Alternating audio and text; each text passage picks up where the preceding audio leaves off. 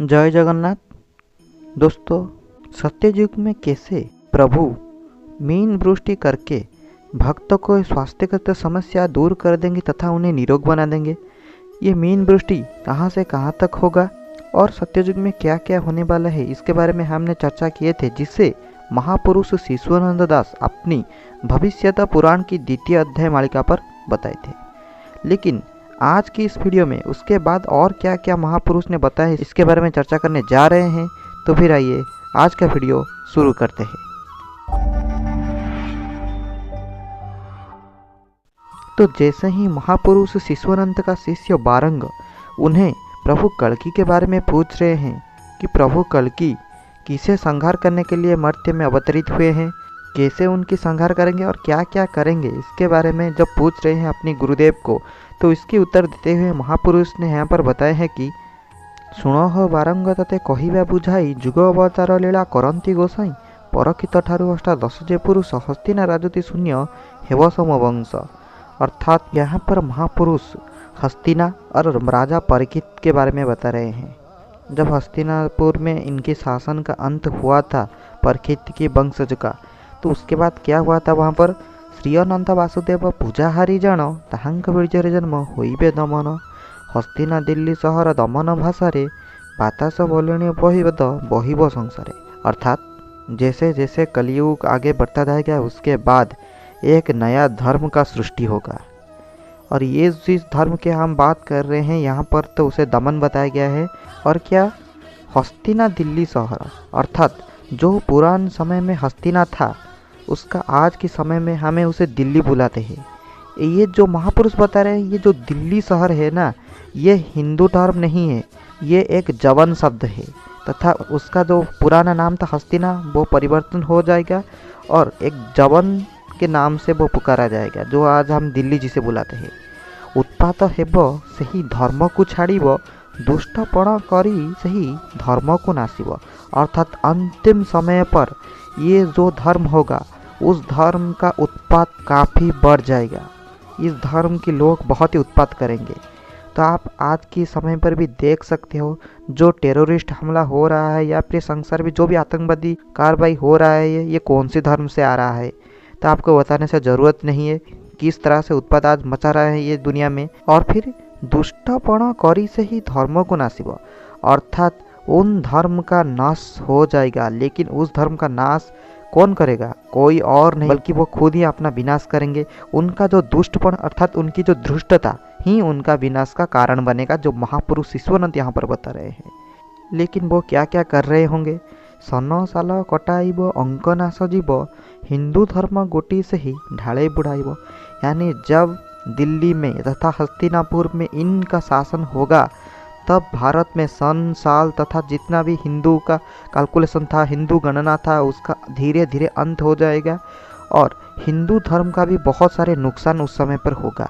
तो हम ये देख चुके हैं अतीत में, जब भी दिल्ली में सुल्तान शासन हो या फिर जो मुस्लिम राजाओं की शासन था वहाँ पर, तो ऐसा कुछ घटना वहाँ पर देखने को मिला था और बहुत सारे हिंदू लोगों को भी वो परेशान किए थे। कला पहाड़ बोलिण एकई ब्राह्मण नमन कर्म को सही आचरिब जान। तो आपकी जानकारी के लिए बता देता हूँ कि महापुरुष यहाँ पर कला पहाड़ के बारे में बता रहे हैं और अतीत में ये हो चुका है। कला पहाड़ नाम का एक आदमी था जो कि ब्राह्मण परिवार में जिसका जन्म हुआ था, लेकिन कुछ कारण की वजह से ये मुसलमान धर्म अपनाया था, मुसलमान बन गया था। सिर्फ इतना ही नहीं, हिंदू लोगों के ऊपर उसका क्रोध चरम सीमा पर था, तो इसीलिए वो मुसलमान आर्मी को लेकर हिंदुओं के ऊपर आक्रमण किया था। नवशस्त्र संगतरे घेनी न पठाण बंगला उड़िया सब करीब समान। महापुरुष यहाँ पर जो बता रहे वो 9 सहस्त्र पठान सैन्य को लेकर भारत में आक्रमण करेगा। आलाम बादशाह को से संगे घेनी थिबे देवनगरी को जाई देवता नासिबे। उनके साथ आलाम बादशाह रहेंगे और उनके साथ बहुत सारे सैन्य सामंत को लेकर वो आक्रमण करके हिंदू की जो मंदिर है, जो देवता है, उनके ऊपर आक्रमण करेगा तथा उनके कदर्थ करेगा। वो किया भी था, बहुत सारे देवा देवी की मूर्ति को वो नष्ट किया था, बहुत सारे मंदिर को भी वो मिट्टी में मिला दिया था। तो उसका भी आक्रमण एक काला अध्याय था हिंदू के इतिहास के लिए। और क्या, ओडिशा रे ठावे ठावे से बसाईन ग्राम जमी बाड़ी दे जत्ने रखाइन ठाण किछि दिन राजूती से करिब संसारे वेद विहित किछि से न रखिब ठाड़े। और उसके ज़्यादातर हमला उड़ीसा में भी हुआ था, और जब ये आक्रमण किया था तो बहुत सारे धन रत्न के भी हड़प लिया था, लेकिन कुछ दिनों के लिए वो शासन भी किया था। और उसी के शासन के अंतर्गत जो समय था उसमें वेद को वो पूरी तरह से नष्ट किया था, और वेद का विचार जो था उसके भी हानि पहुंचा था उसी समय पर। देउल अटाड़ी मंडप भांगिन सर्व 10 अंक शून्य से भोग जे करिब, रोषे जस मान खई रात न रखिब, किछि दिन राजूती करी छाड़ी न जीव। अर्थात महापुरुष बता रहे हैं वो मंदिर को नुकसान करेगा तथा कुछ दिन के लिए शासन करेगा, लेकिन उसके बाद वो चला ही जाएगा। और उसके चला जाने के बाद क्या होगा? मरहटा बोली एक सुबा से अटई, रघु घोषला बोली नामता अटई। यहाँ पर महापुरुष एक मराठा लोगों के बारे में बता रहे हैं जिनका नाम रहेगा रघु घोषला। ये जो रघु घोषला नाम का जो आदमी होंगे ये एक मराठा होंगे, और ये क्या करेंगे? नागपुर उड़ीसा बंगला सर्वे नहीं गो ब्राह्मण रक्षा करी धर्म स्थापी भाई। यानी जिस समय पर कड़ा पहाड़ हो या फिर जो मुसलमान शासक थे तो उनके समय पर भारत में बहुत सारी गो और ब्राह्मण निर्यातित हुए थे, तो उन्हीं की सुरक्षा लिए रघु घोषला आगे आएगा। नागपुर, उड़ीसा और बंगाल में जहाँ जहाँ पर भी इनके नुकसान किया गया था वहाँ तक ये गो और ब्राह्मण का सुरक्षा करेगा तथा हिंदू धर्म के लिए कुछ काम करेगा। लेकिन उसके बाद दोबारा भारत में मुसलमान का शासन होगा। 7 बरस मोगल राजूती करिब, ब्रह्मत्व देखाई से ही सर्वे हरि थिव। तो महापुरुष यहाँ पर बता रहे उसके बाद भारत में मुगलों का शासन होगा। कुछ 100 वर्ष तक ये शासन करेंगे, और जैसे ही मुगल का शासन का खत्म होगा, मरहटा आसी खई रात पुणी देव, ठावे ठावे देवा देवी पूजा से करिब। यानी मुगल आकर भी हिंदुओं को बहुत सारे परेशान करेगा, लेकिन उन्हें टक्कर देगा मरहटा की राजा, और मरहटा की शासक जो होंगे वो मुगल को टक्कर देंगे। तो आपको बता देता हूँ कि मराठा की जो राजा थे शायद यहाँ पर महापुरुष परोक्ष भाव से छत्रपति शिवाजी के बारे में बात कर रहे हैं।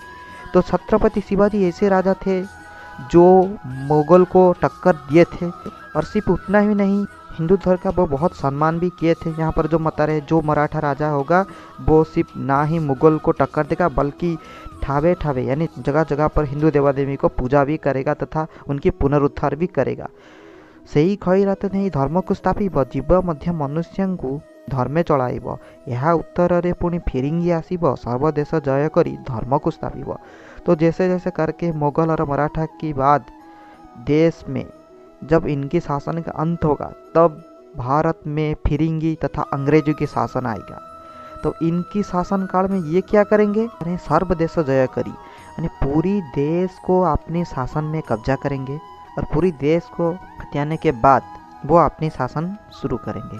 तो देखा जाए तो महापुरुष ने भारत के इतिहास को लेकर जो भी कुछ बताया था वो बिल्कुल सही है, ये हुआ भी था।